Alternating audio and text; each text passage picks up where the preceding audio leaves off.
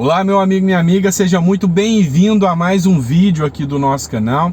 Conforme a gente tinha conversado, a gente vai fazer umas peripécias aqui para poder continuar trazendo a informação para você, mesmo durante a viagem que eu estou fazendo, tá? Então a gente vai tentar trazer de forma mais clara possível, lógico, sem usar dos recursos de tecnologia que a gente tinha do estúdio, né? Mas o importante é a informação que chega até você. Então eu te agradeço, tá? Por receber eu e as minhas notícias dentro da sua casa agora. E já vamos começar com notícia que eu sei que o seu intuito é esse aqui. Vamos falar de uma matéria que foi publicada no jornal O Tempo, tá? Eu vou colocar aqui para vocês. Não se deixem intimidar pelo celular rosa. Foi confiscado da minha filha para que eu pudesse trazer as informações para vocês, tá? Reginaldo Lopes acionou Zema no STJ por declarações sobre invasões em Brasília. A peça assinada também pelo novo líder eleito do partido, o deputado Zeca Dirceu, pede esclarecimento do governador sobre as falas em um prazo de 48 horas. Por que eu quero falar sobre isso aqui com você, tá? É o seguinte, você já deve estar sabendo, se você me acompanha, você viu as outras notícias, onde eu disse que o Zema subiu o tom em relação ao governo Lula, tá? Inclusive dizendo que os ataques em Brasília, na visão de Zema, houve falhas ou então intencionalmente ocorreram.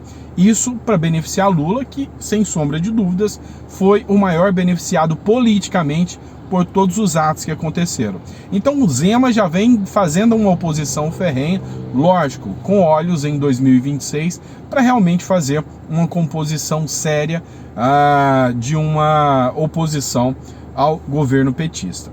Entretanto, o ex-líder do governo PT na Câmara dos Deputados, que é o Reginaldo Lopes, de Minas Gerais, e agora o atual líder, que é o Zeca Dirceu, filho do Zé Dirceu, que foi considerado o grande comandante da campanha política, da campanha eleitoral de 2022, e tá sumido o Zé Dirceu, tá? O Zé Dirceu tá fora dos holofotes, e o Zeca Dirceu, que é o filho dele, agora vai tomar um certo protagonismo dentro do partido como líder do governo lá na Câmara dos Deputados. O fato é que aconteceu o seguinte, eles acionaram o STJ para que o Zema preste esclarecimento sobre as falas dele, que ele prove ou qualquer coisa no sentido de que realmente o governo Lula não teve nada a ver com isso. Gente, lembrando que não é só o Lula, tá? Então, não é só o Zema que falou.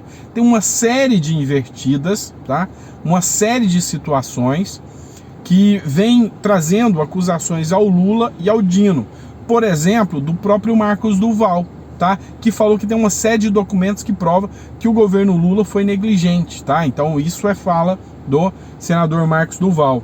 O próprio deputado Sanderson, que é do Rio Grande do Sul, era apoiador do Bolsonaro, também já trouxe declarações de que sabe que Dino sabia e quer esclarecimento, inclusive vai convocá-lo pela Câmara logo que voltar o processo legislativo, o ano legislativo, a partir do dia 2 de fevereiro.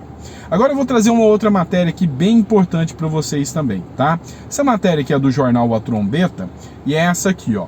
Lula planeja reuniões com Alberto Fernandes, que é o presidente da Argentina, com Maduro e com o presidente de Cuba esse mês. Então a primeira agenda do governo Lula, do petista, será com esses três nomes: Argentina, Venezuela e Cuba, tá? Isso aí acendeu um sinal de alerta novamente, inclusive no mercado, tá? Tá chamando a atenção do mercado. O encontro deverá ocorrer durante um evento que acontecerá em Buenos Aires. A cúpula da Comunidade dos Estados Latino-Americanos e Caribenhos, que é a CELAC, acontecerá no próximo dia 24 em Buenos Aires, na Argentina, durante o evento. Lula planeja reuniões bilaterais com ao menos 2 chefes de Estado de outros países. As informações são do colunista Igor Gadelha, do Metrópolis, tá, pessoal? Eu estou usando bastante as informações, inclusive do Metrópolis, porque realmente ela tá trazendo um norte, ela está sendo independente, tá? Apesar dela ter feito muitos ataques à eleição de Bolsonaro, à gestão de Bolsonaro, ela está se mostrando agora uma mídia que também está tecendo críticas a Lula, trouxe críticas do escândalo lá da ministra que usou o dinheiro do fundo eleitoral em gráficas fantasmas. Então, tudo isso está sendo denunciado pelo Metrópolis e isso está interessante, tá? Tá interessante de analisar a forma que o Metrópolis está agindo. Mas em relação a esse assunto aqui, dos acordos bilaterais do governo Lula, ele já começa mal, tá? Por exemplo, a Venezuela é um país que tem pouco trato com o resto do mundo, ele é isolado, tá? Devido às decisões ditatoriais, às decisões que são tomadas. Inclusive, eu vou aproveitar o gancho aqui dessa matéria de que Lula vai encontrar com membros da CELAC, tá? Que é o encontro que é o encontro, que é o aglomerado ali de países latino-americanos de esquerda, tá? Por quê? Porque eu vou trazer uma outra matéria aqui que fala o seguinte, ó, de Tarcísio de Freitas, tá? Vou falar sobre o Tarcísio de Freitas, que diz que Bolsonaro não estimulou invasão aos três poderes e sempre condenou a violência. Por que eu tô falando que eu vou pegar o gancho? Porque o Tarcísio de Freitas está em Davos, tá? E o que é o grande ponto aqui? Tarcísio de Freitas está tentando dar continuidade a uma medida do governo Bolsonaro. Na primeira agenda bilateral do Tarcísio de Freitas, ele encontrou o representante da OCDE, tá? E o Brasil vem há tempos tentando ingressar na OCDE. Inclusive, nesse encontro, Tarcísio reiterou as práticas do Brasil no intento de ingressar na OCDE. Só que Lula acabou com a secretaria com o intuito de ingresso na OCDE, com os estudos e práticas para ingresso na OCDE, e ingressou na CELAC, que é o grupo de países esquerdistas latino-americanos. Isso foi muito condenado, tá? Mas eu vou trazer a matéria aqui para vocês. O governador de São Paulo, Tarcísio de Freitas, do Republicano, afirmou nesta segunda-feira à agência EFE que o ex-presidente Jair Bolsonaro, que é do PL, tá, não estimulou os ataques de manifestantes contra a sede dos três poderes em Brasília.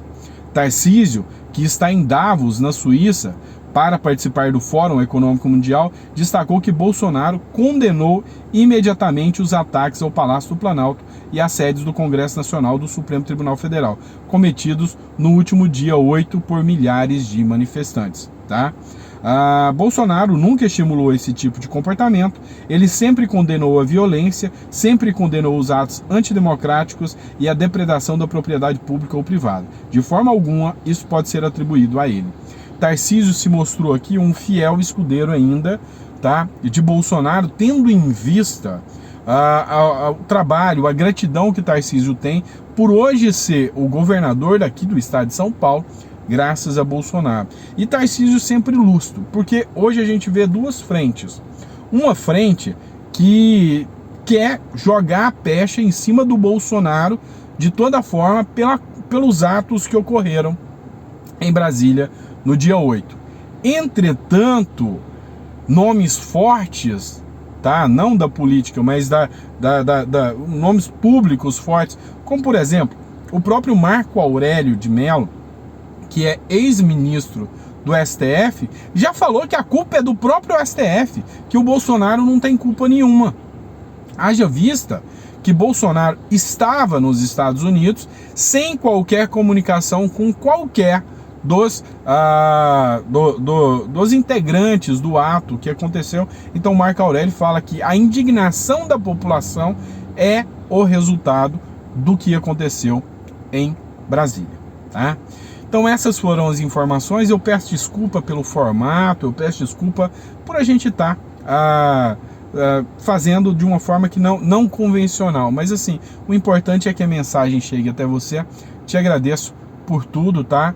E coloca nos comentários aí o que a gente pode melhorar durante esse período para trazer o conteúdo aqui para você, tá? Mas logo a gente já está regularizando a situação. Hoje, literalmente, eu estou na estrada ainda, tá? Mas eu não poderia deixar sem trazer as informações para vocês. Um abraço e até o próximo vídeo.